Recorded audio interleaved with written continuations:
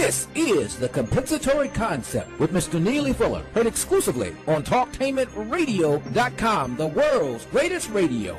Radio the way it should be heard. And now, Mr. Neely Fuller. If you do not understand white supremacy, which is racism, what it is and how it works, everything else that you understand will only confuse you. Only confuse you. Only confuse you. Good morning, good evening, and good afternoon. Welcome to TalkTainmentradio.com. We go where you go on the world's greatest radio, and you are now in touch with the Compensatory Concept with Mr. Neely Fuller. I am your co-host, Mr. Bobby, and this is radio the way it should be heard.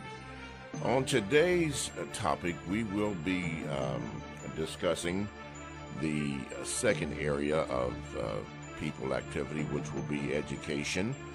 So if you have any questions concerning that particular area, then you need to get your questions together, and we will have Mr. Fuller address your questions.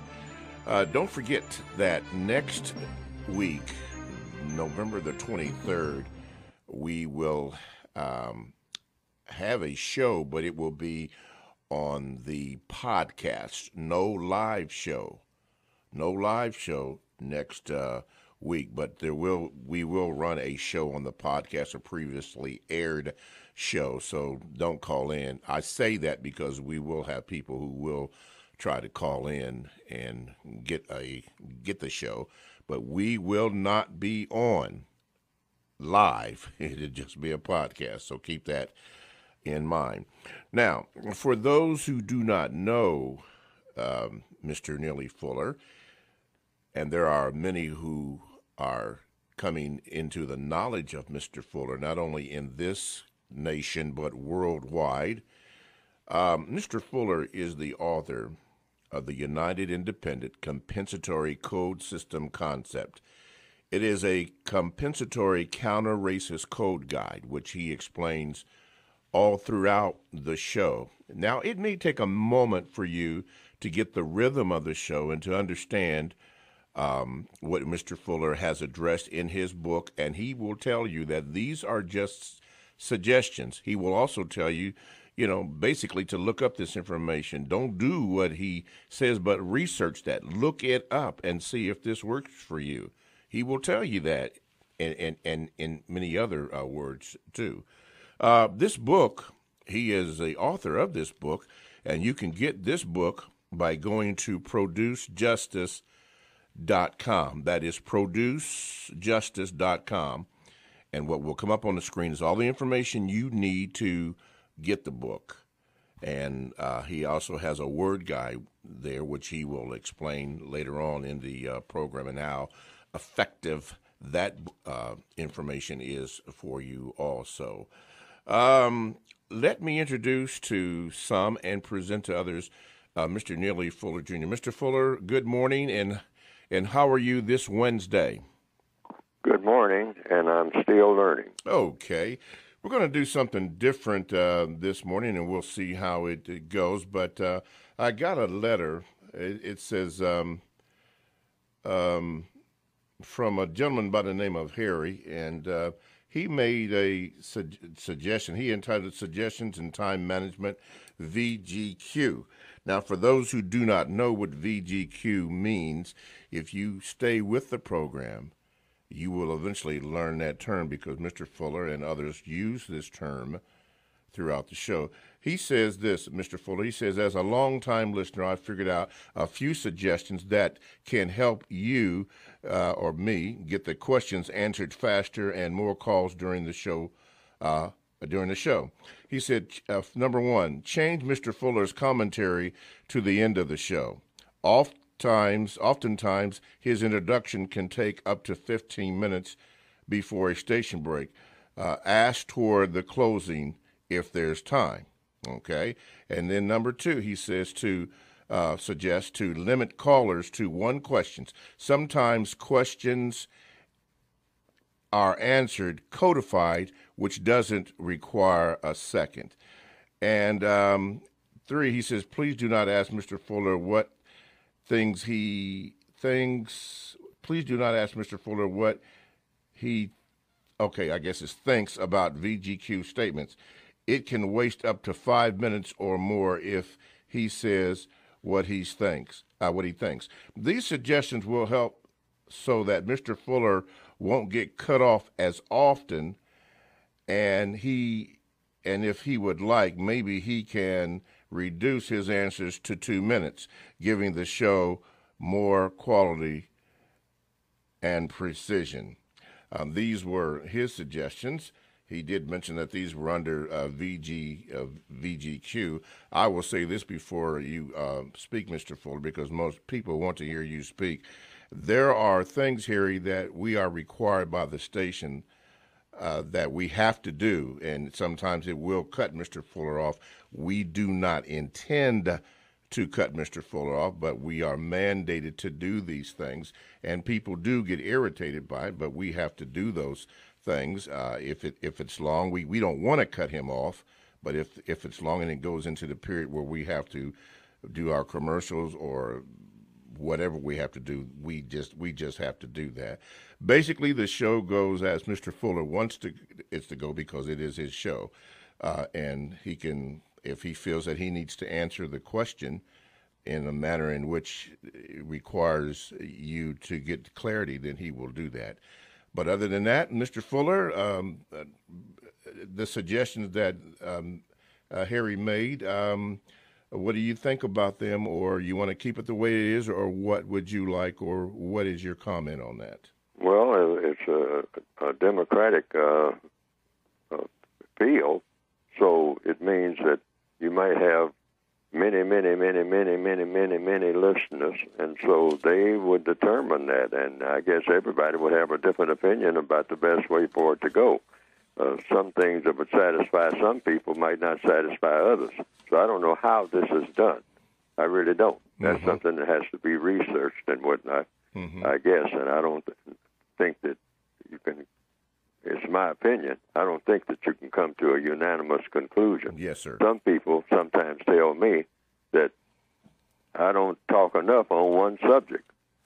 I mean, I don't spend enough time. I need to make it thorough. Another person says, well, you got a lot of subjects to cover. A lot of people, other people say, and I think this is the people have most consensus on this, people are on the line waiting, and people do not like to do that, which means I try to keep that going, which means that they keep their questions short, and then I give as clear and focused answer as I possibly can. Then I think that's the best medium. It's very difficult to do this. It might be 50 people waiting on the line, and everybody wants to get in. So therefore, those 50 people got a different opinion about what I should say about what they are going to talk about. So, we're taking up time right now, and that might irritate somebody, just talking about what the format should be. And this is what happens even at meetings. Sometimes 2 or 3 hours are taken up discussing what the discussion should be. And so, therefore, that's why I wrote a book. As I was listening just now to the suggestion, I said, hey, basically, eventually, you might have to go to the book. That's why I wrote a book, because I know that you can't build up all of the questions and whatnot that need to be addressed on a program like this and getting into the personality type thing. It just doesn't work. It has limitations. A book helps it along.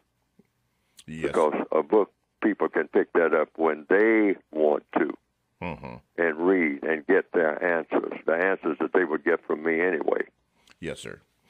Okay. Well, Harry, you heard Mr. Fuller speak, so take it as, the way that you want to. But we do attempt to try to keep the show moving, and we do attempt to try to get as many answers to questions that do come up. Now, one thing that we do like for Mr. Fuller and want him to address whatever is on his mind at that particular time. That's why it is usually at the beginning of the program, because we have found at the end of the program it just doesn't seem to work. We ask people not to call in the first 15 minutes because we want to give him the time to address whatever is on his mind, and we really don't want you on the line hanging on trying to get a call in. You can Gmail me, and then I can, read that, but we really would like for you to call probably about 9:15 because, as you know, we are on from 9 a.m. until 11 a.m. Eastern time. Anyway, so I thought I would have Mr. Fuller address that question first. As we go on, Mr. Fuller, we're speaking about the second area of education, and so that we can get people up to date with that. We do want people to read the book, but when you put that as a second area of people activity, why is that important to know? Well, really, all of the 9 areas of activities listed in the book are just listed in alphabetical order. They could be in any order. Okay. Because education is a part of religion. Religion is a part of politics. Politics is a part of economics. Economics is a part of education. Education is a part of law. Law is a part of sex, you might say. You have legal ramifications dealing with sex. Sex is a part of politics because it involves people, and it doesn't make any difference how you mix and match them. All of the 9 areas of activity are interactive anyway. I just, for orchestration purposes, put them in alphabetical order: economics, education, entertainment, labor, law, politics, religion, sex, and war. And I segmented the book in those areas of activity, and people can pick up the book and go to any area of activity that they're interested in, but all of them kind of interact with each other. What affects a person in politics might affect a person in religion. What affects a person in religion might affect a person in the area of sex.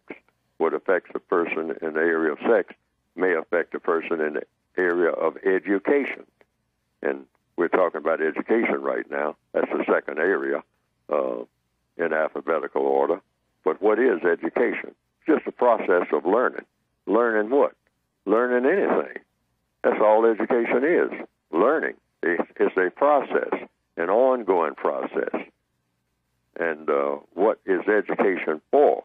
To learn everything that you need to know at the time that you need to know it in order to do the most constructive thing. Now, you can have a constructive education or a non-constructive education. You can learn to do things that are going to lead to something that is non-constructive, or you can have an education that's going to lead to something that is constructive. So the whole idea in a correct society is to have an education, a process of learning that leads a person to think, speak, and act, always in a constructive manner. Yes, sir. Talktainment Radio is a 24/7, no-charge worldwide broadcasting facility that have hosts delivering on various topics such as news, lifestyle, sports, health, wellness, religion, and, of course, politics. Now, here's one that I would like to share with you quickly. And, boy, is this one really on time. It's called For Such a Time as This. Join host Bob Rand as he gets into stimulating conversation on many topics dealing with today's life. For Such a Time as This is broadcast on Fridays, and it is exclusive on TalkTainmentRadio.com. That's radio the way it should be heard. This is Mr. Bobby, the co-host on the compensatory concept with Mr. Neely Fuller Jr. The phone lines are now open, so you may dial in at 1-877-932-9766, or you can Gmail me at 7mrbobby@gmail.com. and we will try to get your letters and comments on. Okay. Let's go to the phone lines. Go ahead, caller. You are now line number one. Okay, you are now on with Mr. Neely Fuller Jr. What is your call? Mr. Bobby, Mr. Fuller, good morning, everybody. Just real quick, we're talking about education. I can't thank Mr. Fuller enough for the education he's given me, and I've shared it with as many people as I possibly could. Real quick, if I may, Mr. Fuller, have you found it very difficult in your as your development of the system to interact with your own family? Has that been very difficult? Because that's the greatest thing I've gotten from you was interaction with family. And getting my family, just removing arguments and debates with people. And I just wonder how that's worked for you over the time. Well, the process of communicating ideas and solving problems, and that's basically what we should be in the mode of doing according to compensatory counter-racist logic, solve problems. The process is questions and answers. And so you minimize conflict between people simply by just asking questions about how to solve a problem and try to come up with the answers. And once you start making statements, people tend to be a little hostile towards statements made, or they'll raise questions about statements made, which is where people really should go. But if you start off by asking questions, like on this program, this is a question and answer format. I prefer the question and answer format because it goes right to whatever the problem is. Question, answer, because every question has an answer. Every question has an answer. There's no such thing as a question that doesn't have an answer. It's just a matter of finding out what it is. And that's the process for solving all problems. So that will also minimize conflict. The minute you start making statements, it means you have already taken a position. And most people have a position that they have already taken on most things. So when people start stating their position on things, then other people may or may not agree. But that's when most arguments start, because people already have an idea of, well, I've already made up my mind about this, and you're telling me something different. So therefore, I'm going to oppose what you're saying. Or I have serious questions about what you're saying. Well, the question part is okay.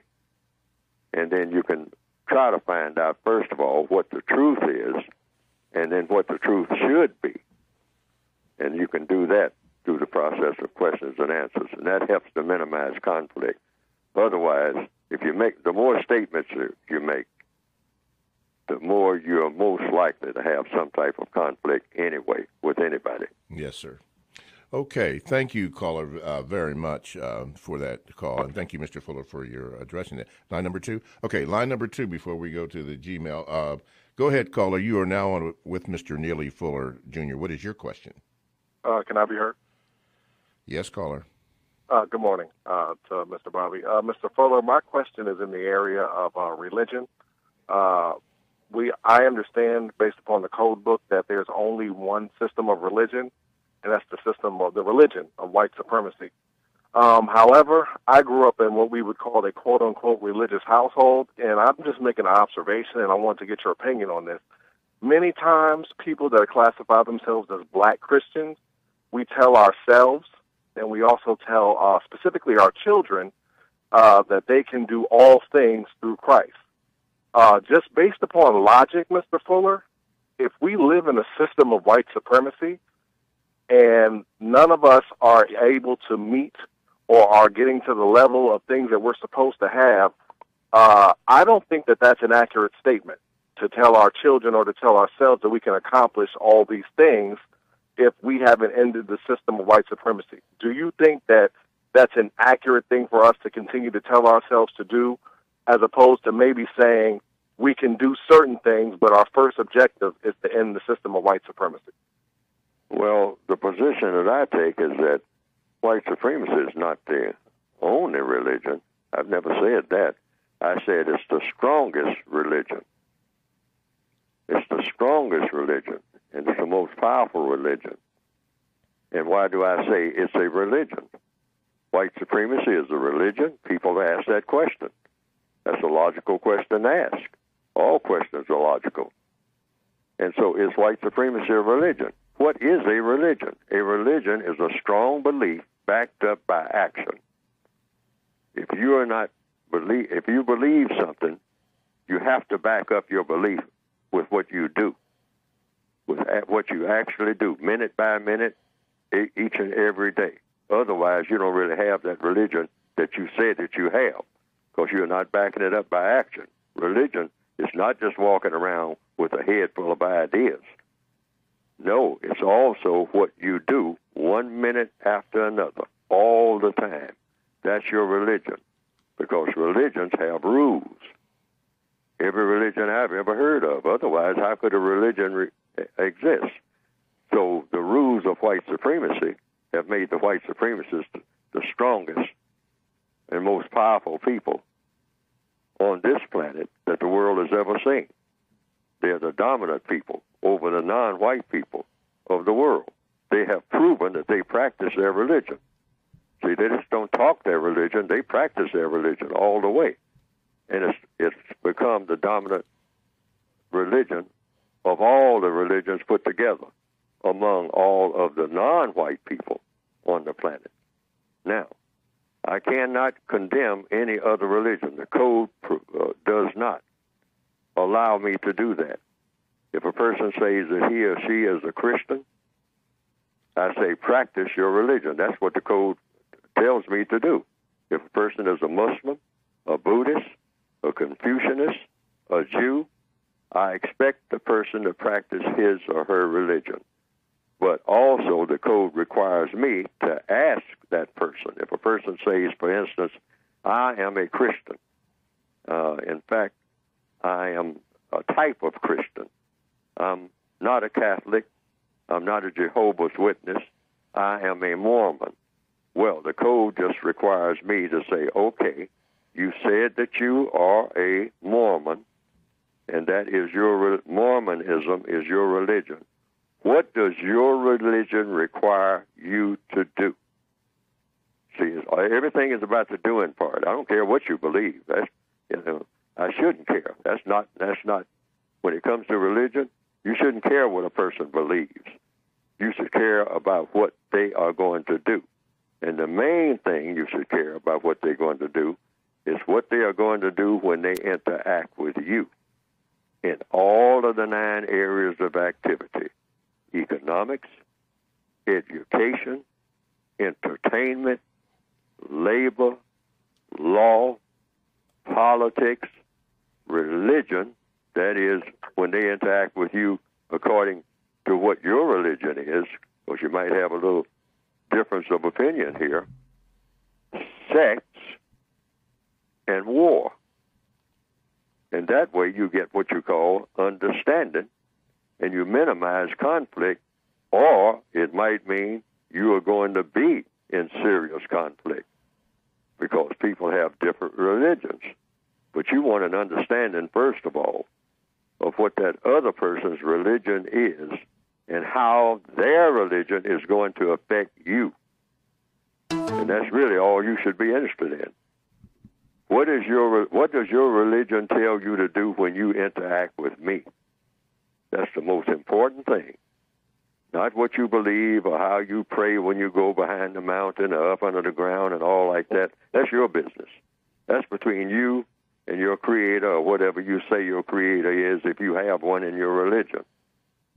But the bottom line is, when you come around me, what can I expect of you according to your religion? And that's the questions that I want answered. That's the question that everybody on the planet should want answered when they interact with anyone of another religion. You don't condemn anybody's religion. You don't say anything against anybody's religion. You ask them. All problems are solved through the process of questions and answers. What does your religion require you to do when you interact with me? When you come in contact with me, what can I expect of you? That's what you should want to know from anybody, regardless of what their religion is. Religions that you never even heard of. That's all you want to know. Now, what their interaction is with the Creator, that's their business. You just want to know what their religion requires them to do when they come around you, because it may be something dangerous. Yes, sir. You want to know that up front. Okay. Thank you, caller, for your call. Ed, I'm going to take this next caller after the break. I need to get this email in, or Gmail in. Mr. Fuller, this is from a brother by the name of Ben. He just says this. On the 2nd of November, you spoke about avoiding pitfalls, Mr. Fuller, of consumerism. You also shared your views on birth/breath days and conditioning the mind for death. Before exposure to you about 2 or 3 years ago, I developed a similar views on life. Some of the things you say are similar to the conclusions drawn by a few holistic philosophies, cynicism and stoicism, to be exact. We have similar views, though they may be predicated on different reasons or reasoning. My views come from the belief that rationality should be my guide, and not only accepting but adhering to the conclusions drawn from careful reasoning. Are any of your views based on any of those philosophies, or were they the product of reasoning/rationality? From Ben. Well, I don't understand what all those words mean, but I will say what I have actually done. I always say what? 3 words. Follow the logic. What is logic? Cause and effect. That's all. Fire will burn, water is wet. Recognize the truth of anything that you encounter. That should be the thing that you always look for. What is the truth? Is that fire? Is that water? Because there's a difference between fire and water. You just want to know the difference. And that's what they call logic, knowing the difference between fire and water, knowing the difference between what is wet and what will burn you, knowing the difference between a tree and a rock. That's just what we might call simple logic. And so you always try to find out the logic about anything. The logic was created by whatever created the universe, including myself. The more I learn about how my body works, that's logic. Always seek to know the truth about anything. You just seek the truth about anything. That's all. Even when the truth hurts, which sometimes it does. But that's got nothing to do with anything. The truth is still the truth. It doesn't have anything to do with how you feel at the moment. It either is or it isn't. The difference between what is and what is not. That's what you follow all the time. And this is what has formulated everything that I put in my book. If it's not logical and constructively logical, you're not supposed to do it. I mean, you can do a lot of things that will work, but is the result constructive? Constructive based on what? Constructive is not non-constructive. It doesn't produce a non-constructive result. Okay. So regardless of the type of labels you put on it, all it is getting things done in the most constructive manner. All righty. TalkTimeAtRadio.com. We go where you go, and you can check us out on WCRS-FM 98.3 Wednesday and Sunday evenings. Blogs and podcasts are available. You can download the TalkTimeAtRadio.com app to your cell or to your tablet. That's radio, the way it should be heard. Stay right there. We have more of your Gmails, more calls, and more of Mr. Neely Fuller coming up next on the Compensatory Concept with Mr. Neely Fuller on TalkTimeAtRadio.com. Welcome back. TalkTimeAtRadio.com. We go where you go, and you can download the TalkTimeAtRadio.com app to your cell or to your tablet. That's radio, the way it should be heard. This is Mr. Bobby, the co-host on the Compensatory Concept with Mr. Neely Fuller Jr. Now, our topic today is the second part of education, and as you heard Mr. Fuller said, it doesn't have to go in the alphabetical order that he had put it in, but we are speaking to education. However, If you have a question that is off topic, you also may ask that question. You can get in contact with the show by calling 1-877-932-9766, or you can Gmail me at 7mrbobby@gmail.com.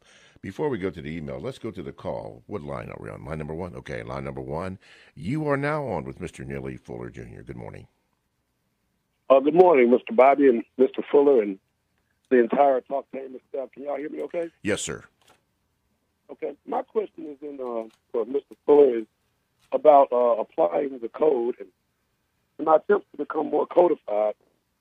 The main problem that I have is the interaction with people. And I understand that most relationships, especially with non-white people, are tacky, trashy, or terroristic, as Mr. Fuller said. And I put that theory to the test, and it's proven correct. As a matter of fact, every aspect of the code that I put to the test is proven correct. So I agree with the code 100%, and I'm attempting to become more codified. However, the problem I have been having is the applying of avoiding interaction, especially as the holidays come up. And I guess my question is for Mr. Fuller is, how do I tell people that I'm not going to come to your event, or I'm not available to come without looking like I don't want to be bothered with them? Or how do I deal with the fact that I feel like I'm not a personable person anymore? Or as I become more codified, is it just I have to deal with that? Or what's the practical way for me to tell people that I'm not going to be able to come to your barbecue, I'm not going to be able to come to your ugly sweater party?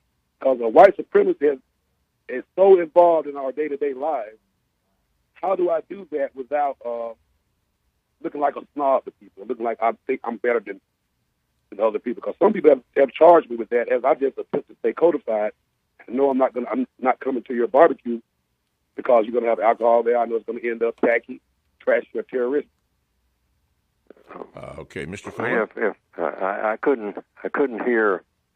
The person's voice is not coming in strong enough. I couldn't hear much of anything except they said something about holidays or something. Yeah, caller, could you just be more concise, real quick, so that Mr. Fuller can address your question? How can you be what now? Yes, sir. Can you hear me now, Mr. Fuller? Just vaguely, but go ahead. Okay. What I'm saying is, how can I apply counter-racist thinking to my day-to-day lives better? As for example, when people ask me, because the holidays are coming up right now, and each interaction that we've built up under the system of racism, white supremacy, is going to be tacky, trashy, or terroristic. I've been at several gatherings that we've had in the past. They all end up tacky, trashy, or terroristic. So I know your code is correct. But my question is, how do I interact with people or tell people that I'm not going to interact with them and still be able to stay codified, as well as be a human being, not be looked at as a snob or just deal with the backlash that comes from, look, I don't want to come to your event. Okay. Well, I get right. He's saying so many things. I guess the gist of the question is, we'll get right to the point. How do you interact with people in a way that you minimize conflict, and stay codified, et cetera, et cetera? Yes, that's what you do is questions and answers. If people want you to come and participate in something, you say, what are you doing? Participate in what? In order to accomplish what? And then you look at what it is that you believe in doing or don't believe in doing, and you say, well, I won't be able to participate, or I will be able to participate in order to help me accomplish whatever it is that I have set out to accomplish. Everybody sets out to accomplish something. Everybody, when they get up in the morning, sets out that day to accomplish something. It just depends on what it is your agenda is and what somebody else's agenda is. And you just let them know what your agenda is. You say, today I am going to do X, Y, and Z because this is what my agenda is. This is what my codified agenda is. What is your codified agenda? That's the question. You ask that person that. And they say, well, it's going to be different from yours. And they say, well, is yours going to be corresponding to mine? Is it going to involve me? Say, well, we'd like to involve you in what we are doing. And you say, well, what you're doing today It can't involve me because I have something else to do. And that's all it is. It's not a conflict. It shouldn't be a conflict. You should minimize conflict by simply saying, well, I won't be able to come over there and do that because that's not what my code is for today. Code just means a list of things to do and a constructive reason for doing so. That's what every black person should be engaged in every minute of every day anywhere on the planet, because you're always supposed to be engaged in the most constructive thing. So you might just tell a person, well, I have something on my agenda that has to be done in order to fulfill a constructive quality, a constructive goal. And I see that you all have something that you think is going to be constructive, and so you do what you do. But I won't be able to participate in that at this particular time. Maybe I won't be able to participate in that at any time because that will not fit my constructive agenda. That's what the code means by the United Independent System. It's not that you're mad at anybody or you're trying to get them mad at you, but that's the way we should interact. We should be in a constructive mode regardless of where we are and what we're doing. And sometimes what is constructive for one person is not constructive for another person. We shouldn't expect that. That's not even logical. Okay. All right. Thank you, caller, so much for your call. So I guess, Mr. Fuller, one question that we should probably ask is, it being the interaction, is it constructive, or the results of whatever it is it going to be constructive? Would that be an appropriate question to ask? Everything is either constructive or non-constructive. There's no such thing as in between. Okay. And if you're in an environment, if you're at a so-called party, and you see that nothing is going on at that party that you consider to be of constructive value, you just simply say, well, I have to go. I have other things to do. You know, you have a limited amount of time on this planet. You're supposed to be using all of this time to achieve constructive results. And if you're not achieving a constructive result at that so-called quote-unquote party, I don't care whose party it is, you say, well, I have to go now because I have more constructive things to do that's on my constructive agenda. Thank you all for inviting me. I've been here 2 minutes, and now I'm leaving because I don't see anything going on here that is on my agenda. I have another agenda, and I hope that you all accomplish your constructive agenda for being at this party. You know, okay. I will probably engage you at some other time. Okay. You just tell them. You'll see them at some other time when something else constructive is going on. Okay. That's all. Question from Darnell. Mr. Fuller, have you actually done what you just said? Absolutely. Okay. And I recommend it right up front. Sometimes I tell people up front, you know, well, you know, is that what you're going to be doing? Oh, yes, we're just going to be sitting around, you know, chatting, and we're going to have some drinks and whatnot. I say, well, I don't drink alcoholic beverages. You're talking about alcoholic beverages? Say, yes. You know, but you don't have to drink. I mean, you can just chat. Well, chat about what? See, everything is about questions and answers. Yes, sir. Well, I mean, you know, about what people are doing, and, you know, and, well, I don't do that. That's not a part of, you know, constructive activity for me. Mm-hmm. It may have constructive results for other people. It may help them tremendously to solve all kinds of problems. But it's been my experience that I don't find that very constructive, and I tell people that right up front. Yes, sir. No. Okay. TalkTameItRadio.com. We go where you go, and you can download the TalkTameItRadio.com app to your cell or to your tablet. That's radio the way it should be heard.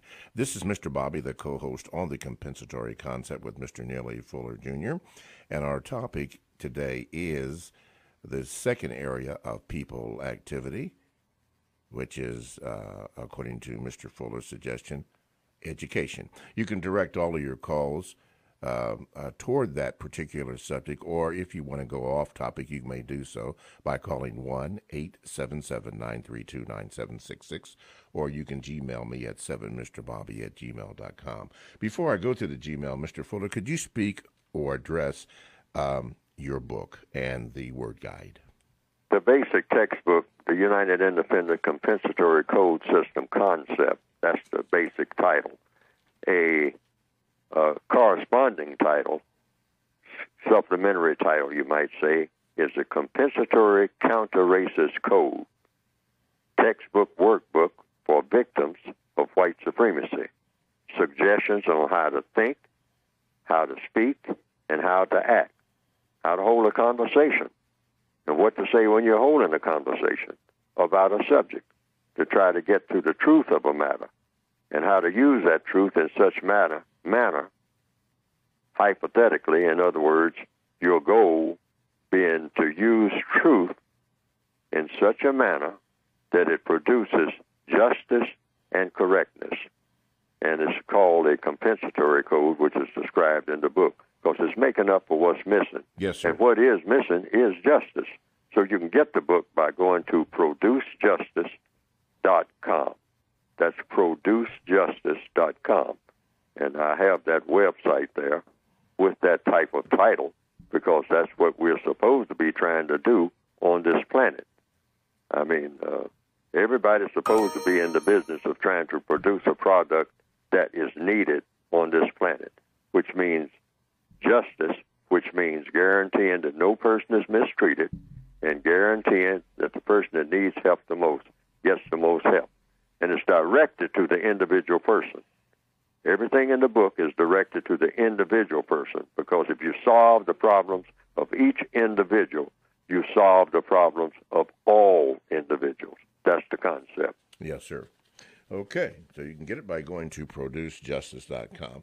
Got a email from, or Gmail from a brother in South Africa. By the way, the program is worldwide, and I do have letters and Gmails from people all over the world. Anyway, he says, Anthony down in South Africa, he says, it's going to take a few more months, but the program is reaching its stride. Congratulations, Mr. Fuller. Stay strong with the task.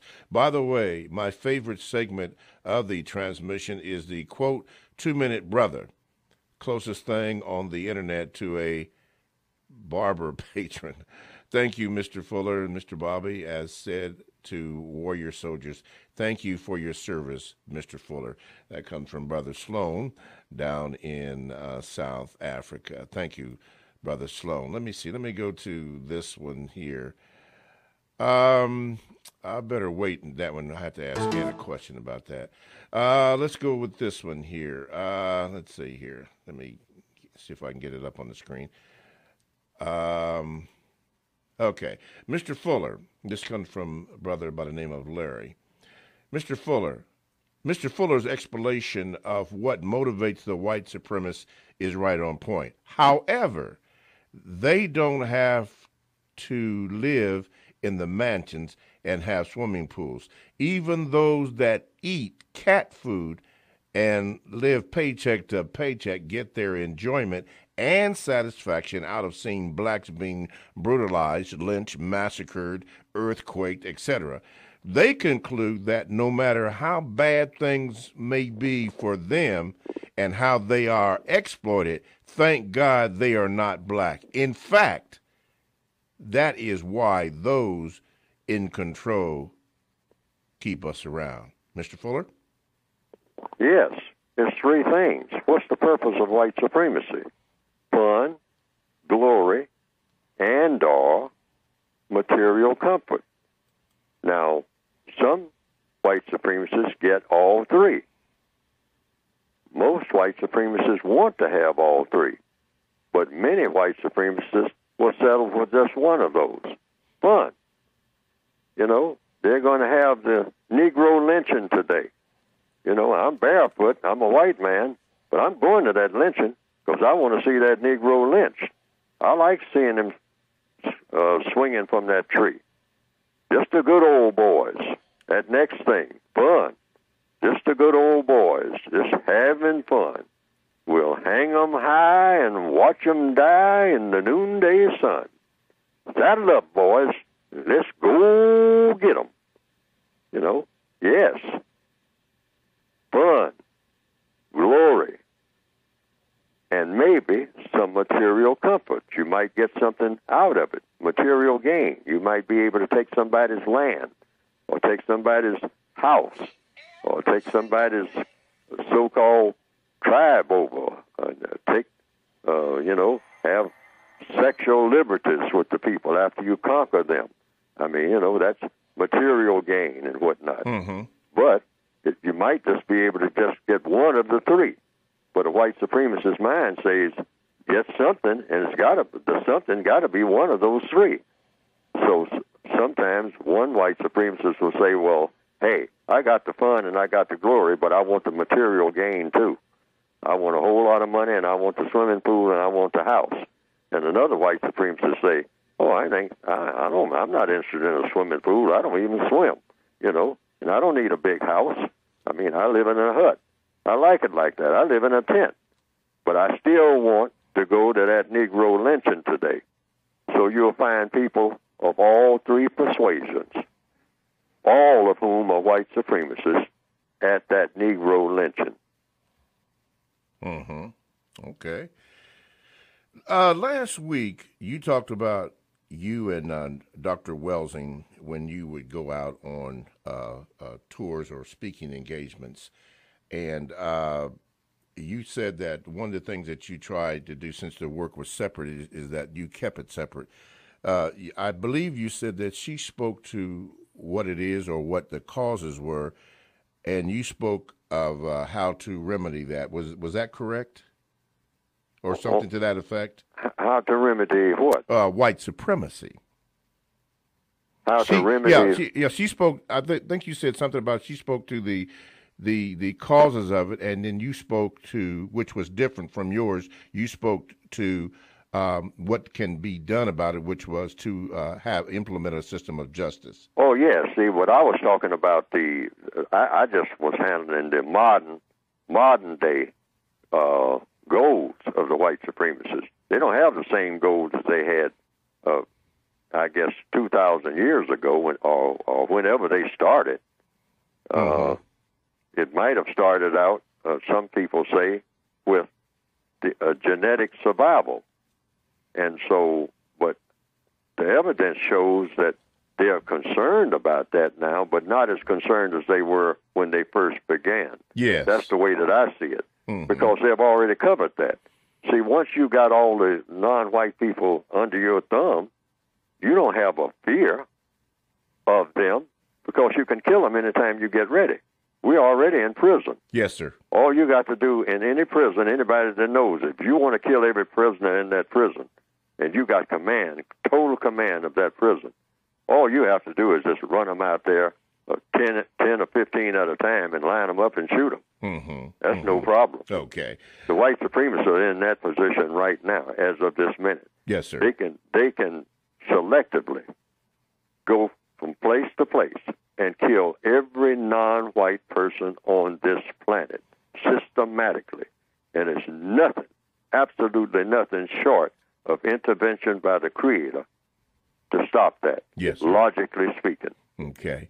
Mr. Fuller, I have about 2 minutes and 55 seconds of a prediction by Dr. Francis Cress Welsing on Donald Trump. Now, for those of you who know, Dr. Welsing passed a few months ago, but I was unaware that she made this prediction, and I wanted to know if it would be okay or possible that I play what she had said predicting the presidency of what was coming up. Is that just fine with me? Okay, it's fine with you.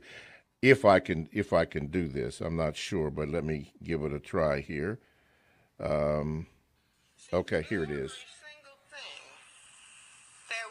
Concerned about every single thing when you turn on the TV tomorrow morning that they will talk about will all be related to racism, white supremacy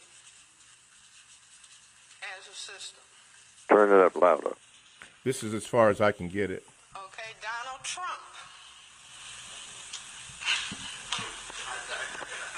I say meet your next president. See, all kind of people from the time he started talking. Oh, he's crazy. Oh, he's this. Oh, he won't. Oh, the American people won't accept something. Donald Trump has pulled the hood off of, the sheet off of, the cover off of the system of racism, white supremacy. See, he pulled it off, and he's talking with more clarity than anybody else, who all the other candidates quietly are thinking about racism, but they're not talking overtly about it. But Donald Trump is talking. So like I said, Donald Trump's trump card is the race card in the system of racism, white supremacy.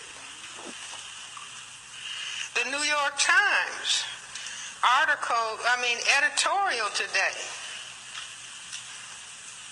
the Trump effect. See, this is what I'm doing with my money, buying newspapers like Dick Gregory. The Trump effect and how it spreads. It says we are on the brink, under Trump, on the brink of fascism. New York Times, all the news that's fit to print, editorial 12/10/2015. I say fascism is end-stage white supremacy. See, just like in Nazi Germany. Fascism, system of racism, white supremacy, determined to survive. Thank you, Ed. That was Dr. Frances Cress Welsing. She made this prediction, Mr. Fuller, in 2015. And think of how relevant that is today, that she would make a statement as that. What are your views and thoughts on her? I realize it's her statement, and she is deceased, but people want to know, because that was sent to me. What are your thoughts on that? It speaks for itself. She made an accurate prediction. Yes. And she said he would win the election. That's what people have called me and told me she said. Okay. That people are walking around, thinking this and thinking that and thinking the other. We're in a world dominated by white supremacists. That's the truth of the matter. I've been saying it for years, and apparently that's what she was saying. And people have told me that she said, well, you all can la-di-da all you want to about this and that and the other. But this man, Mr. Trump, is going to win the election because the white supremacists have decided they're going to stop fooling with these black people and give them a full dose of what they need to be getting, straight dose, no chaser. Now, she didn't say all of that Yes. in the recording, but I understand that she predicted that Mr. Trump would win the election. That's something that I didn't even predict. Yes. All right? Because I don't like to make predictions. I predicted that the black people wouldn't riot in 1968 after Martin Luther King was assassinated. Mm-hmm. That turned out to be false. So I am very shy about making predictions. Sometimes, that's why I tell people, don't follow Neely Fuller. Follow logic. Study things. Study people. Look at what's going on around you. Come to your own conclusions. Because Neely Fuller makes mistakes. Now, I didn't predict who was going to win the election. I was shy about that. Yes, sir. Because that Martin Luther King riot thing taught me, Fuller, be careful about talking about what's going to happen. You may be in error. Black people did riot after the Martin Luther King assassination. Yes, sir. You know. Yes, they did. Yes, they did. Okay. Well, guess what? We have come to the end of the first hour of the compensatory concept with Mr. Neely Fuller. You know, we go from 9 a.m. until 11 a.m. Eastern Time. So anyway, let's do this. TalkTainmentRadio.com, the world's greatest radio. That is radio the way it should be heard. Stay tuned for the second hour.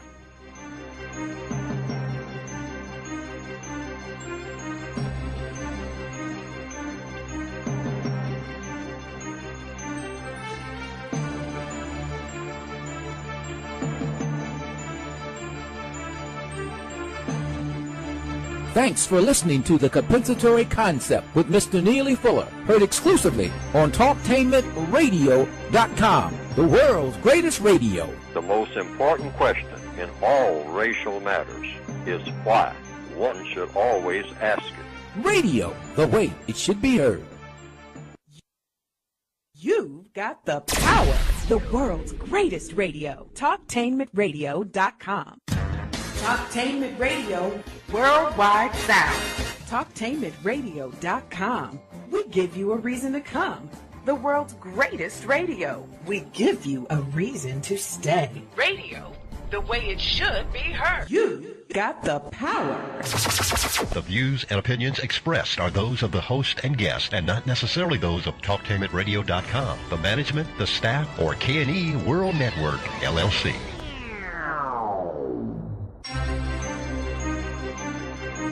This is the Compensatory Concept with Mr. Neely Fuller, heard exclusively on TalkTainmentRadio.com, the world's greatest radio. Radio, the way it should be heard. And now, Mr. Neely Fuller. If you do not understand white supremacy, which is racism, what it is and how it works, everything else that you understand will only confuse you. Only confuse you. Only confuse. All righty, welcome back to the second hour of the Compensatory Concept with Mr. Neely Fuller Jr. This is TalkTainmentRadio.com, and we go where you go on the world's greatest radio. And again, you are in touch with the Compensatory Concept with Mr. Neely Fuller. I am the co-host, Mr. Bobby, and this is radio the way it should be heard. Our go-to topic today is education, and Mr. Fuller has been speaking to that, but as you well know, he will address any other questions that are off topic. But the main topic will be education. You can call in if you would like and have him answer your questions by calling 1-877-932-9766, or you can Gmail me at 7mrbobby@gmail.com. You would like to get a copy of his outstanding book, that's my word, outstanding, and it is called The United Independent Compensatory Code System Concept, and it is a contemporary counter-racist code which will teach you and instruct you and suggest how to deal with the problem of racism in a codified way. And Mr. Fuller, explains that all throughout this program and all throughout the book. You can get the book by going to producejustice.com. That is producejustice.com. And with that, for an additional fee, there is a word guide which will teach you the importance of words. As a matter of fact, on page 108 of the revised, expanded edition of the United Independent Compensatory Code System Concept, Mr. Fuller writes, concerning words, he says, use words as scientific weapons. Study and use words. The definition of words and or the production of words in such a manner as to cause the white supremacist or racist to decide to do one of two things. And what are those one or two things that you were speaking about, Mr. Fuller, on page 108 of the revised expanded edition?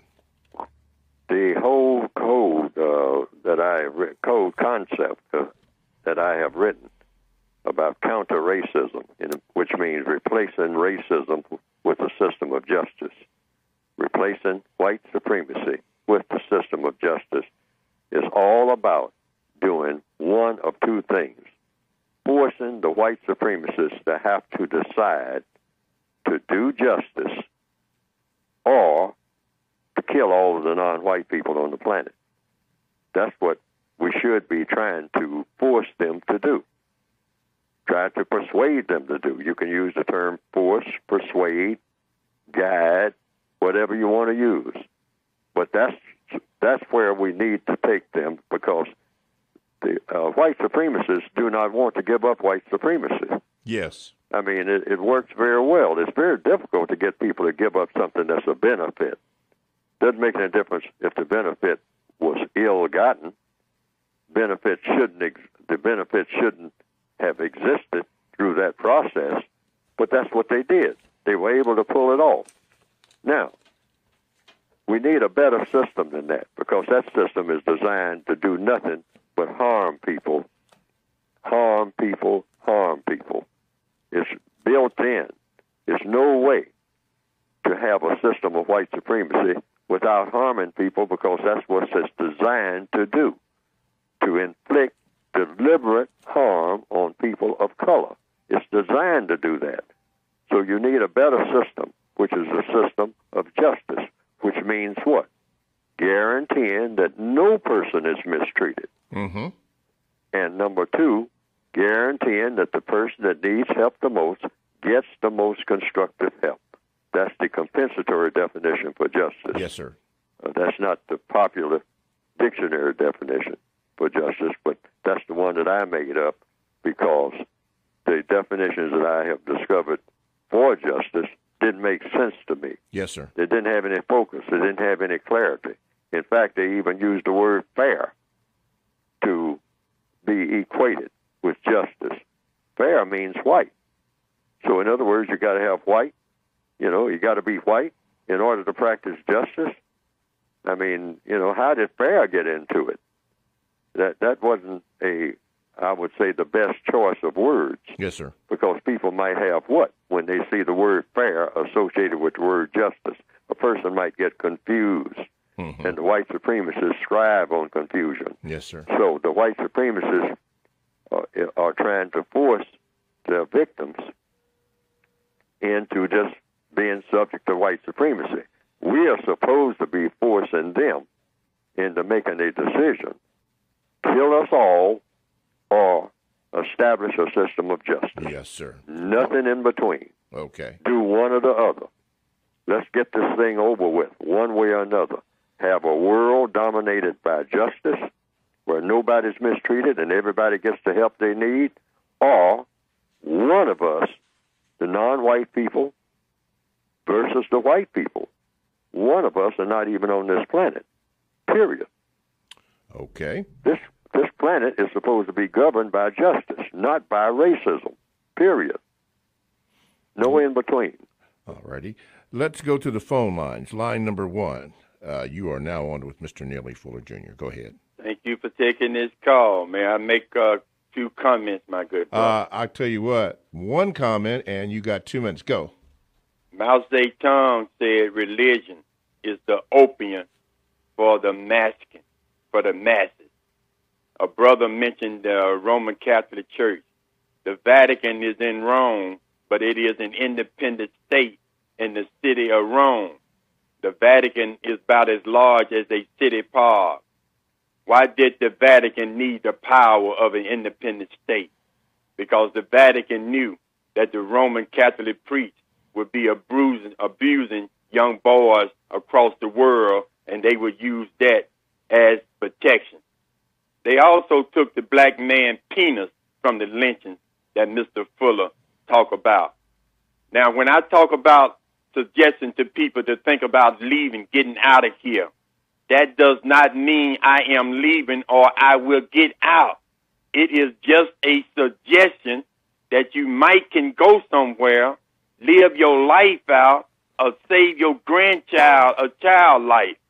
It does not mean that white supremacy is not all over the world. I understand that.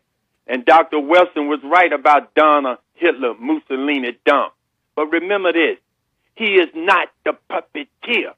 He is the puppet. Who are the people that behind him and put him up there? What is it those power people want. I said they want us exterminated, and it is coming down the pipe. So if you're able to get out of here, get some young person out of here, I suggest you get them out of here. The only one thing I have with Mr. Fuller and what he said, and that's why I don't ask him questions. I do not feel that you're going to analyze or psychoanalyze the psychopath. These people are psychopaths. You cannot reason with a psychopath. You put him down or you lock him up. There is no reasoning with them. That's why I don't ask Mr. Fuller a question. Everything he says is right, but I do not agree that you are going to reason with people that will lynch you, cut off your penis, drop 5,000-pound bomb, nuclear bomb.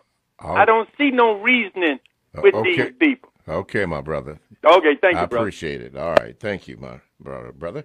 Let's see here. Line 2. Okay, line 2. Go ahead. You are now on with Mr. Neely Fuller Jr. What is your question? Good morning, gentlemen. Good morning. My question for Mr. Fuller is that, Mr. Fuller, I want to know, how is it that years ago people were able to educate young people in schoolhouses, and teachers taught more than one subject and more than one grade, but those young people were able to go ahead and be successful. And now with all the resources that we have today, children aren't successful in school, and they're supposed to have better books and better technology and everything else. Mr. Fuller? So your question was, why is that? Yes, sir. It's the white supremacists want it that way. What they did, there are a lot of black people, I came up around them, that learn how to read and write very well in a one-room schoolhouse. One room. Many of the black people walking in that room barefooted, no shoes at all. I'm talking about back in the 1930s. No shoes on their feet at all. Barefooted in a one-room schoolhouse. You saw this? You have polished floors and janitors all over the place, keeping everything all neat and nice, lockers and whatnot for your private things that you bring in and put them in there and whatnot. And you have shoes on your feet of all kinds, sometimes very expensive, very fancy shoes, and not learning anything. Why? The white supremacists have set it up that way. And how did they do this? By having all these other things going on right outside of the walls of the school that are far more attractive.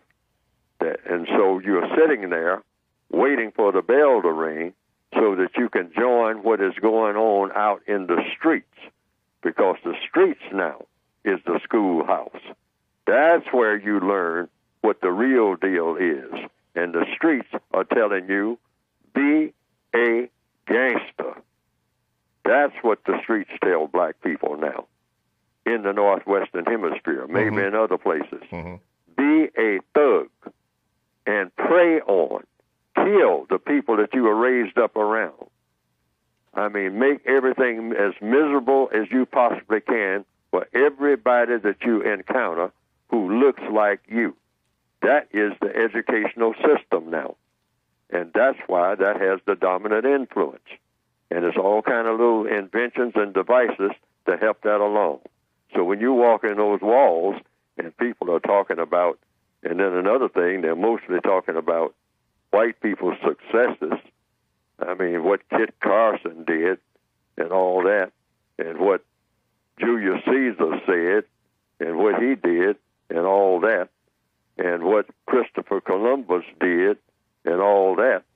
So everybody's sitting up there waiting on the bell to ring so that they can get out there in the streets and the males rob and steal and get to be some type of person that makes money selling something that will bring in a whole lot of money, like drugs and whatnot. And the females just told, get another hairdo, and another tattoo, and all your problems are solved. That's what the streets tell you. Because that is the institution that the white supremacists have set up outside of the walls of the school. Yes. And that's the greatest influence. Greatest influence. Okay. Thank you so, for... Thank you for can I ask one more question? No, we don't have time. I'm sorry, sir. You have to do it at another time. I'm sorry. But thank you for your call, though. Talktainment Radio is a 24/7, no-charge, worldwide broadcasting facility that have hosts delivering on various topics such as news, lifestyle, sports, health, wellness, religion, and, of course, politics.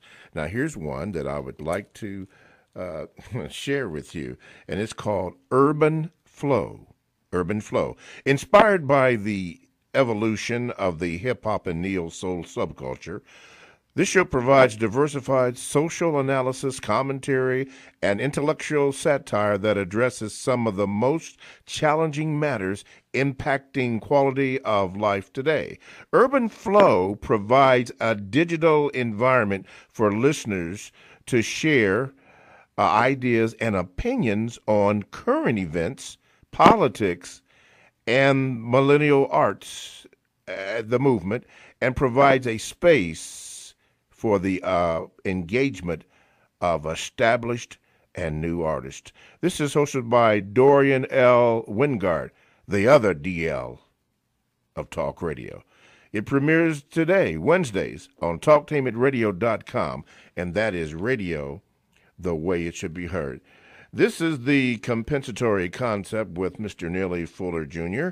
I am the co-host, Mr. Bobby, and our on-topic subject is education, but of course you know that you may have Mr. Fuller address any question that you may have that is off topic, and he will do that. You can do that by calling 1-877-932-9766.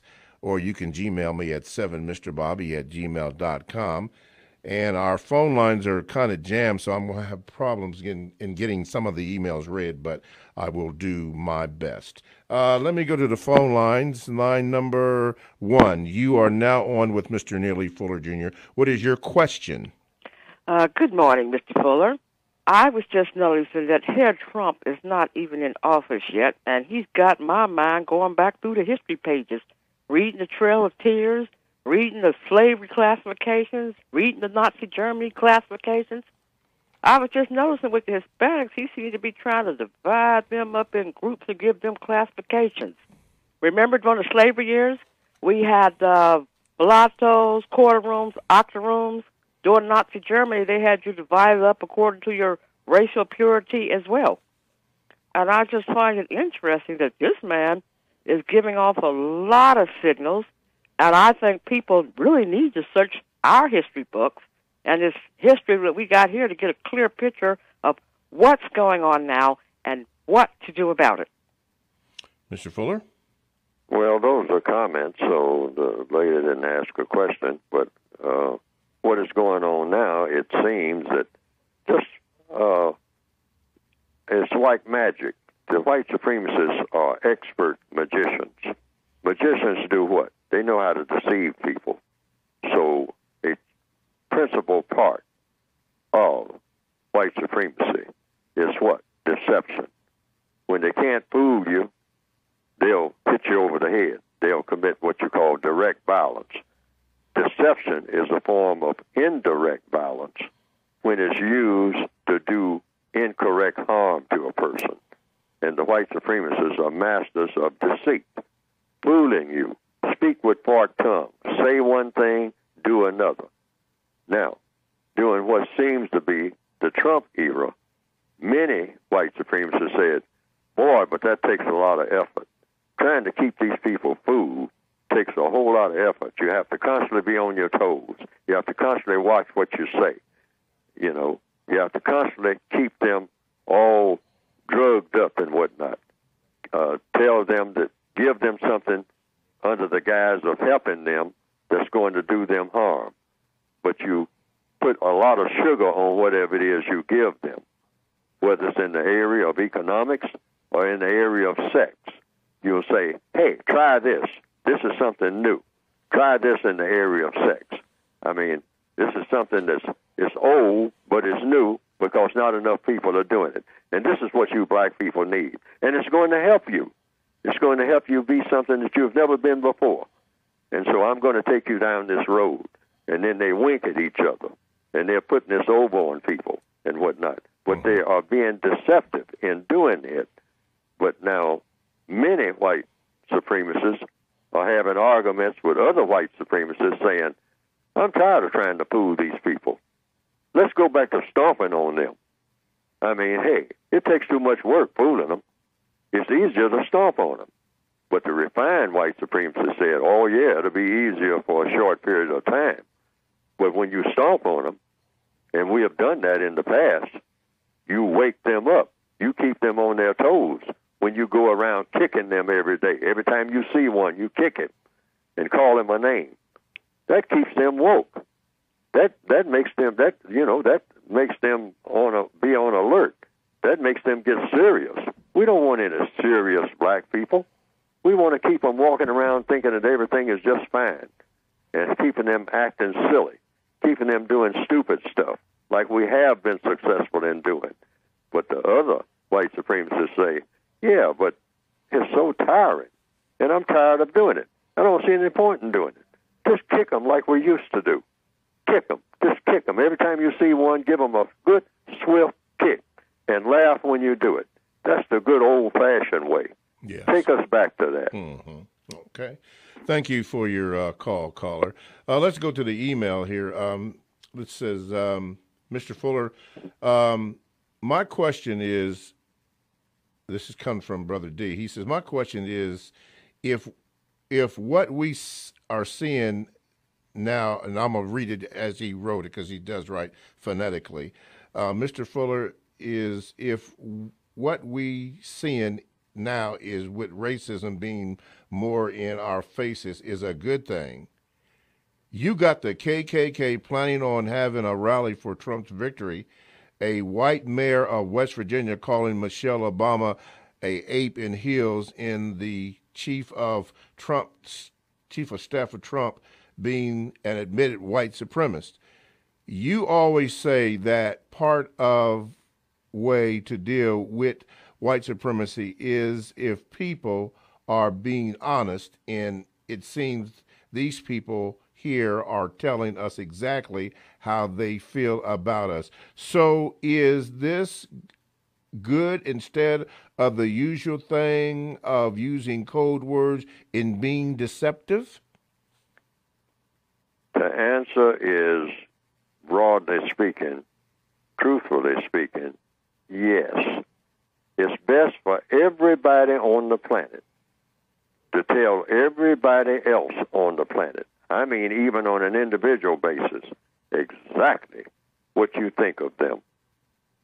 I want people to tell me exactly what they're really thinking of me, because whatever people really think of me, they're going to act on that, even if I'm not aware of it. See, hiding the truth is never the correct thing to do. The whole point in the code, like I've written, truth plus justice plus correctness equals peace. That doesn't change. You want the truth to be revealed in such a way that justice is produced. Now, there's two ways to reveal truth. You can reveal truth in a way that justice is not produced, or you can reveal truth in such a way that justice is produced. So it's best, in my opinion, to cut right to the chase, that black people sit on one side of the table if they wish, or, sit side by side with white people. But each one tell each other the truth. Stop hiding the truth. Say, look, here's the list of things as a white person that I don't like about you black people. And I've made up a list of things that I do not like about you and cannot tolerate, will not tolerate. I mean, I'll always not be able to tolerate this. I'll never like this about you. Never, ever. And here's the list. And here's a list of things that I do approve of when I see black people doing it and whatnot. Okay. And just hand you the list. That's all it takes. And then we hand them a list of all the things that we don't approve of about them. Mm-hmm. You know, and all the things we do approve of about them.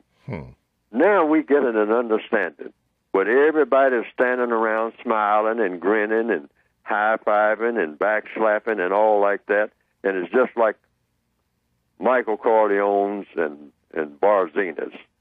I mean, and it gets us nowhere. Being phony. Being phony is the worst thing that people can do on this planet. Okay. There you have it, Brother D. I'll ask your other questions later. Let's go to the phone lines. Line number two. You are now on with Mr. Fuller. What is your question? Oh, yes, sir. Mr. Fuller, you've made the comment over the past year that if you are a black female and you're planning on having a baby, you better plan on taking care of that baby by yourself. And you know what, Mr. Fuller, you can't have never been more right with that comment, because the last 12 black females that I've trained on my job in the last 2 years, every last one of them have come on the job saying that I'm the single mother of 2 children. I'm the single mother of 3 children. I'm the single mother of 4 children. 12 for 12. And here's the thing. When they say they're the single mother, they're not saying that they drop the babies off at the father's house sometimes. No. They're completely taking care of these children by themselves, just like you said.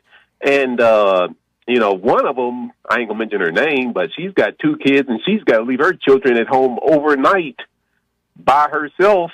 The children are under 13 while she works the overnight shift.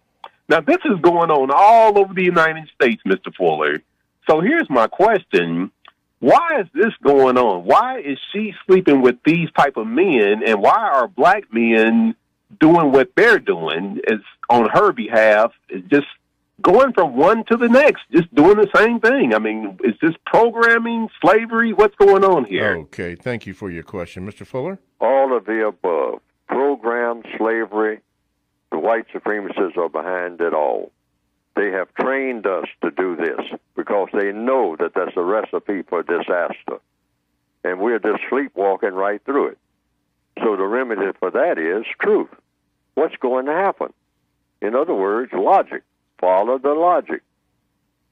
Here is a black female and a black male in a system of white supremacy, in a prison system called the system of white supremacy. That's the first thing we have to face. We are already captives in a prison. We are already on that slave ship. You have a baby on that slave ship. That baby is set up for disaster if you are not able, ready, willing, and able to take care of that baby alone. Alone. Alone. Alone. Don't expect any help. Every black female in the Northwestern Hemisphere carrying a baby right now. Do not expect any help from anybody. Why? Because everybody has been carefully trained not to care anything about you or that baby. That is the new black culture. So you are alone. If you're thinking about getting pregnant and you're going to hold on to that black guy by getting pregnant, you better get another thought in your head, because even if he wants to be of help, he can't guarantee nothing, because he can't guarantee anything for himself. He depends on the white supremacists, whether or not he will have a job, whether or not he will have the correct schooling to get a job. And the schools are a mess. You can look around. You were in school before you got that baby, before you dropped out with that baby and whatnot. You know what's going on there, but you don't know what jobs are going to be available for yourself or for that person that you're going to get these 2 or 3 babies by. And you're not going to be able to hold on to him by having babies. That's the fastest way in the world to have him run off. Get that in your head. Get that in your head right now. You're 13, 14 years old. Look around you. If you don't believe what's being said right now on this air, look around you at your so-called girlfriends and your associates and people up and down the block and all like that. This is truth. Face the truth. This is an ugly world. Now, I'm not saying don't have babies, but I'm saying if you have one, the grandmother system is dead because grandmothers are getting younger. Black grandmothers are getting younger. They're still having babies themselves and wondering who's going to help them take care of these babies. And they are grandmothers already. Wow. So what you have here is a royal mess. It's called modern black culture. All righty. Thanks for your question. TalkTameRadio.com. We go where you go, and you can check us out on WCRS FM 98.3 Wednesday and Sunday evenings. Blogs and podcasts are available. Download the TalkTameRadio.com app to your cell or to your tablet. That's radio, the way it should be heard. Stay right there. We're going to have more of your Gmails and more of your calls and more questions from TalkTameRadio.com. We go where you go, and you can download the TalkTameRadio.com app to your cell or to your tablet. That's radio, the way it should be heard. This is Mr. Bobby Dami. I am the co-host on The Compensatory Concept with Mr. Neely Fuller Jr., and our on-topic subject today is education. But, of course, you know, you may ask any question that you would like, even if it is off-topic. You can do that by calling 1-877-932-9766, or you can Gmail me at 7mrbobby@gmail.com. Let's go to the phone lines, and line number 1, you are now on with Mr. Neely Fuller Jr. Good morning, Mr. Fuller. You know, Mr. Fuller, I find interesting about these Europe-centric farm schools that they have black people going to. They're not designed for maximized development of black people, but it also keeps black people isolated. I always found it interesting. When something went wrong in my education system, I got to get more of a global education off different people from Europe that were my teachers.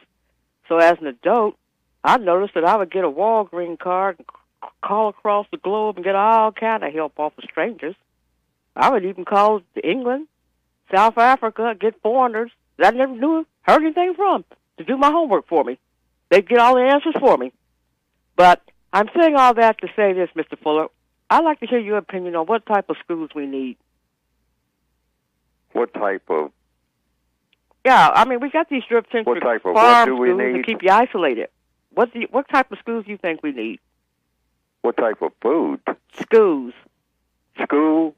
Yes, schools. The whole world is a university. That's why I say our goal should be universal man and universal woman, not strong black people over on the other side of every town. I mean, that shouldn't be our goal. That's a very shallow goal. We should be universal people. What does that mean? Universal man, universal woman. Each individual non-white person being able to go anywhere in the universe at any time and function with maximum constructive ability in all areas of activity. Every move we make producing a constructive result. That should be the goal. We are nowhere near that goal. The white supremacists are nowhere near that goal. But that should be the goal. But the point that you made, the illustration that you made, what they call social media in this day and time, you talk to people all over the world. That should be the goal. Erase all of these borders because they are artificial anyway. White supremacists don't pay any attention to borders. They make borders, but they make borders for other people. The white supremacists have no borders. They go where they please. The non-white people go where the white supremacists allow them to go. That's why I say we are all prisoners of war. If you have color in your skin, you are a prisoner of war. We were born in prison. But we can take our minds outside of that prison by interacting with each other, just like you just illustrated, I think, by so-called social media. Talk to everybody, all kinds of people, all over the world. Spread ideas that may produce the most constructive results. Don't spread ideas that's not going to produce constructive results. And that will be our quote-unquote educational process. Work outside of these so-called little boxes that they put us in. They put us in little boxes and say, This is a schoolhouse. The schoolhouse is the university of the entire universe. That's the schoolhouse. Every grain of sand, every bird, every drop of snow, every drop of rain, water, fire, knowing everything about what's going on under the earth, knowing where the fish are and where they breed and whether or not they're edible, knowing how to conserve things. I mean, how to nurture things. Yes, sir. Know the things to destroy. Learn everything that you possibly can that might be of constructive value. Stop thinking inside of a box. All righty. Thank you, ma'am, for your question. On the subject of education, this just came in. This is from Jermaine. Let's see here. Mr. Fuller, in my attempt to eradicate racism and white supremacy, is it in my children's best interest that I homeschool to mitigate some of the negative influences white supremacy has in place? Well, people, here again, I mean, let's get rid of that box called home. You know, there's no such thing as a non-white person having a home. That's number one in the system of white supremacy. That's impossible. So we're talking about school. What's a school? I just said it. We're looking right at it. The entire world is a school. We're in a universe. So the universe is a university. Think outside the box. Home, school. What's a home? What's a school? The entire world is a school. And we need to make the entire universe our home. The entire universe and all of the universities that are beyond this universe. I mean, ultimately, anywhere we go, be universal people. So what do you teach young people? And I'm often asked that. What do you say to young people, Fuller? People ask me that. I say, you say to young people the same thing you say to old people. What's the difference? Why are you going to set up a border there for? You're going to tell young people something different from what you're telling old people. You tell them the truth about everything. Everything that you know that can be of constructive value. Tell them. But the key is, when you're talking to young people, old people, in-between people, tall people, short people, white people, non-white people, talk about things that are constructive. That's it. It's not all that complicated. It's very simple. The white supremacists take simple things and make them complicated. Tell them the truth and tell them in such a way that they understand. And what's the best way to tell anybody anything is when they ask a question. Okay. Find the truthful answer to that question and give it to them. Okay. In such a way that they understand the answer. That's all it is. That's all and it you is. do this with everybody, regardless of age. Okay. Got a question here. It says, Mr. Fuller, if you can explain to us your experience or maybe what your parents taught you about presidents that was more openly racist or just hostile to blacks here in America and how they dealt with it. Can I explain presidents? I'm just reading it just the way that the gentleman wrote it. And he wrote it, can I explain presidents who are more hostile?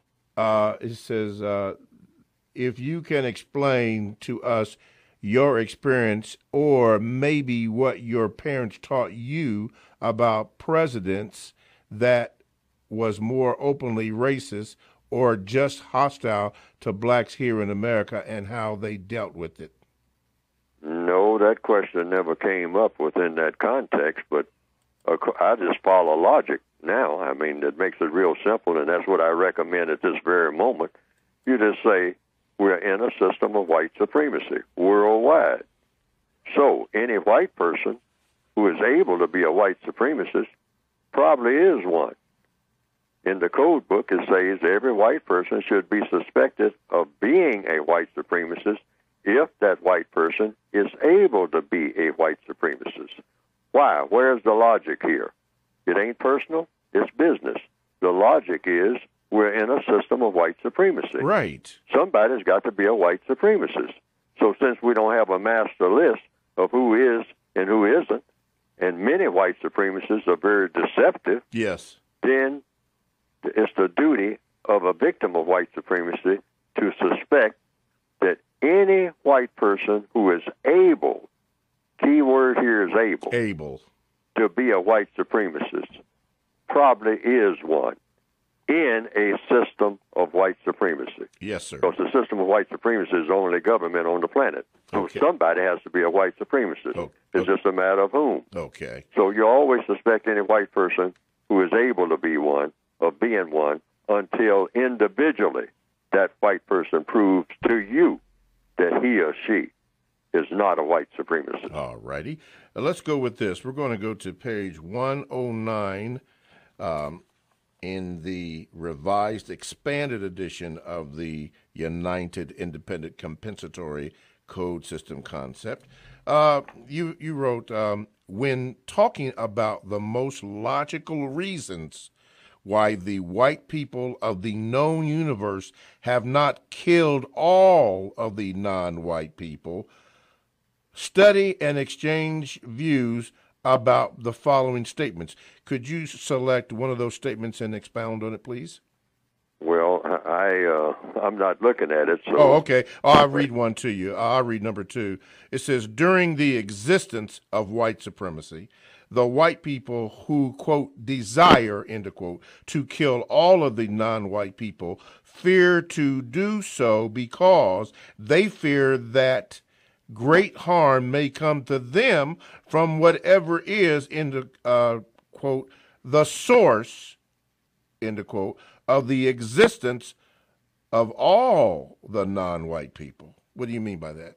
Oh, yes. That's why, people, I said earlier in this program that we're trying to force, rather, according to the code, I'm saying we should be trying to force or persuade or just talk them into it, white people, to do one of two things: produce justice or kill all of us non-white people. Of course, if they say, well, we're not going to give you justice, we're not going to do justice, we're not going to have justice on this planet, we're going to have a system of white supremacy. Yes. So since you give us this ultimatum, if you can call it that, you non-white people, I've decided that since I'm not going to give up white supremacy, I'm going to kill you all. Okay?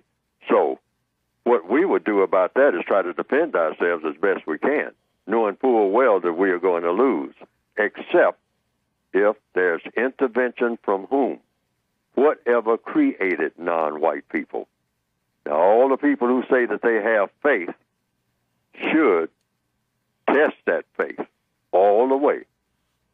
From what I've learned about, from Christian ministers and whatnot, they say, yeah, you go ahead and do whatever you're supposed to be doing, that's the so-called right thing, regardless of threats of death or threats of destruction or threats from anybody. You go ahead and do it because as a Christian, that's what you're supposed to do, regardless, and take whatever comes by doing what you're supposed to do. Now, that's in the Christian religion. Other religions say, no, somebody comes at you and, and smites you on your cheek and whatnot, you take their head off and break them of that habit, okay? So that's other people's religion. So you just follow your religion when it comes to that. But I'm saying what I mean by that statement is that black people shouldn't worry about the white supremacists exterminating us. The reason being, if they're successful at doing it, it means that whatever created us decided that they would be successful. And if they're not successful, it means that whatever created us decided that they are not going to be successful. And then there's another element here. Speaking of logic now, how is a white supremacist going to continue white supremacy and there's no non-white people to be supreme over? They understand that. they're putting themselves out of business as white supremacists, which means all non-white people won't be on the planet anymore. So that just leaves white people here. Now what you going to do? Since you're all hyped up about killing people, you'll probably wind up just killing each other because there's nobody else left. That was my thought. TalkTameItRadio.com. We go where you go, and you can download the TalkTameItRadio.com app to your cell or to your tablet. That's radio the way it should be heard. This is Mr. Bobby, the co-host on The Compensatory Concept with Mr. Neely Fuller Jr.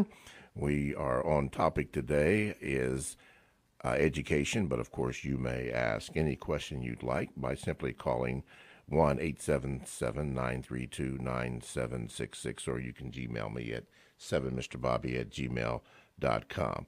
Let's go to the phone lines. Line number 1. You are on with Mr. Fuller. Go ahead, please. Hello?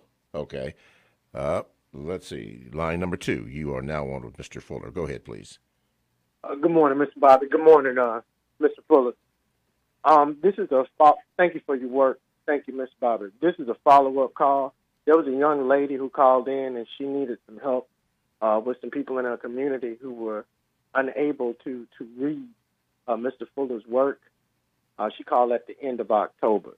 I found someone who's able to help her, and I wanted to leave my information. So if the young lady, if she's still listening, if you still want to be able to help those people, I found a man who builds libraries using free software, Linux, and he'll help you. And I'd like to leave my information. And because of Dr. Fuller's work, I like to call him Dr. Fuller. Because of Dr. Fuller's work, I was able to find that information for the young lady. He said, just do it yourself, read, and use logic. Thank you very much. Okay. Hey, my brother, why don't you send that information to me, and if that lady calls the show, I will forward that information.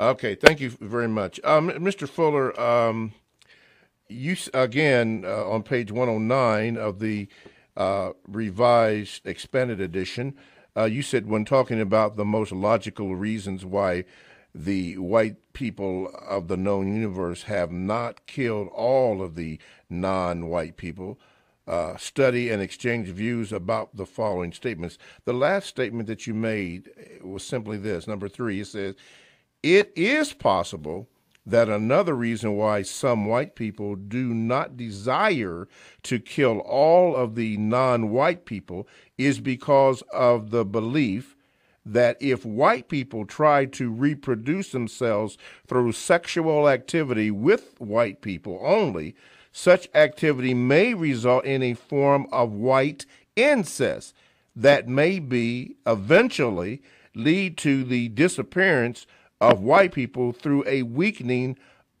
and withering away process. Could be. Mm-hmm. Could be. That could very well happen because many white people have said that the first people on the planet were black people, and white people came later, but they don't specifically say, the ones that I've listened to down through the years, that these white people came from the black people. Yet they say, where else could have come from? That the white people came from the black people. That the black people were able to produce people of lighter skin, that was the process. And by interacting, one light-skinned baby that grew up into what we call an adult and had sexual intercourse with another light-skinned baby, you eventually got people who we now classify as white. Now, many people, Elijah Muhammad more than anybody, I believe, Mr. Elijah Muhammad, said that that's how white people came to be. Mm-hmm. Many anthropologists have said that the first people on the planet, and they say that there was somebody named Lucy, that's the one that's supposed to be the oldest, that's what I've heard anyway, that was in East Africa. And they say that first person, Lucy, some people say they didn't know what color she was. Many people say, well, the person was in East Africa, in what we now call Kenya, and so Lucy was black, a black female, the first known person to appear on the planet. If you go through the anthropological process, as they say, the historical process, and that was the first person. Now, was there a male around, and where's this male? I mean, because Lucy, if Lucy was a female, the female had to have a male somewhere, and so these are unknowns to me. Okay. I'm just going by what I've heard, what I've read, which isn't very much, because I don't do much of this type of resource. Okay. I mostly concentrate on what to do about this mess that we're in. And I try to do the mechanical part. Yes, sir. Okay. Two more things here. Okay, in the book, in your book, in the Revised Expanded Edition, page 117 and 118, you wrote this under the notes. You said, it is important that nothing be said or done that helps the white supremacist, racist man and racist woman to directly or indirectly use their victims, non-white people, to use words in a manner that results in the truth not being known and understood about who is saying what and why. Then in bold letters you wrote, this is very important. This is a very important feature of the basis for the united independent portion of the compensatory code system concept.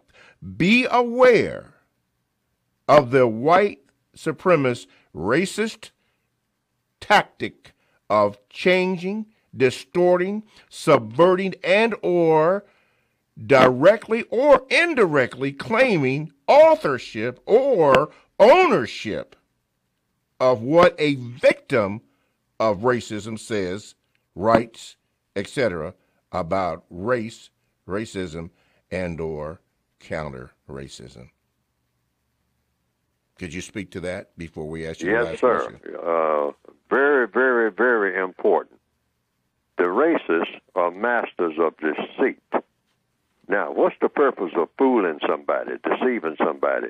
It's to confuse people. That's why I say if you don't understand white supremacy, what it is and how it works, everything else that you understand will confuse you. Yes, sir. The white supremacists, in order to dominate people, do it best by confusing them. And one way that they use to confuse people is the use of words. Yes, sir. And then what they do is move words around with different sources. So everybody should know who is saying what and never get the two mixed up. If it's just two people on the planet, you don't want, if you're listening to one of those two people, if you're a third person that appears on the planet and you're listening to two other people, do not get confused what one person is saying with what the other person is saying, even though what they're saying may be similar. Have a clear distinction between what one person is saying from what the other person is saying. Mm-hmm. And that's consistent all over the planet. You don't want to mix the two. Yes, sir. And the white supremacists are experts at mixing the two, or three, or four. Mm-hmm. And so that nobody knows who is saying what. Because everybody's mixing up what they are saying. You mix up something that Neely Fuller says with something that somebody else is saying. Now you don't know who is saying what. Right. And the white supremacists, they will encourage that type of thing, set a system up where that type of thing is happening. Okay. And I have been told this is happening in some of my material. Yes, sir. That people are mixing it up with something that somebody else is saying and saying that this is what Neely Fuller is saying. I'm sure this is what's going to happen to what Dr. Welsing has said. That's why I say get Dr. Welsing's tape Right. Get her recordings. Oh, okay. If you have never heard her speak in person or wrote down what she said word for word in person. Yes. And get it straight from her. That's why I wrote a book. That was one of the reasons why I wanted to have her voice on today's program. Yes. Yes. Not have somebody quoting what she said, because most likely what will happen, not maybe the first time or the second time around, it will wind up in about 2 years being something completely different from what she actually said. Right. So, I've seen that happen over and over and over again with many a person, including myself, in the code book, and I'm still here. For those that didn't get to hear Dr. Welsing it's in the first hour, so you need to go back on the podcast and get the first hour. Quickly, Mr. Fuller, we have 1 minute left, approximately. Was there something that caught your mind earlier this week or in between the week that we had that you would like to address quickly?